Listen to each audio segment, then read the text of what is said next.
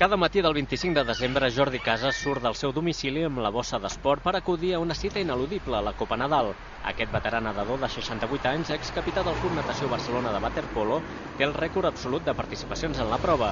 Aquest any la disputa per 56a vegada. El seu fill l'acompanya amb cotxe fins al port de Barcelona. Un cop allà, i després de completar els tràmits de l'organització, el Jordi es fa un tip de saludar els amics, tot recordant que participa en la prova des que tenia 13 anys, que fins avui no s'ha perdut la competició. Un munt de records i curiositats, com la de l'edició de l'any 1962, que va coincidir amb la Gran Nevada de Barcelona.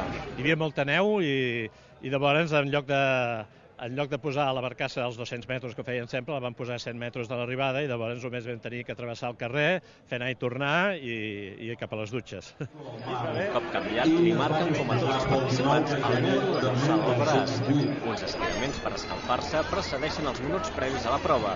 Avui el temps acompanya. La sensació d'aquest any és bona, primer pel dia, que després dels dies de fred és fantàstic el dia. I després que l'aigua està bastant bé, està a 15 graus o 14, no sé. I arriba l'hora de la veritat, el de llançar-se a l'aigua i nedar els 200 metres de la prova. El Jordi participa en la categoria Màster D, dels nascuts en la dècada dels 40. Ja fa molts anys que no busca fer una bona marca.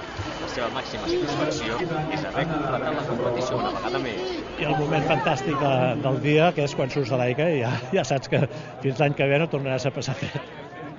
En acabar la prova, Jordi Casas ha rebut un trofeu pel seu rècord de participacions. Ja pensa en l'edició de l'any vinent.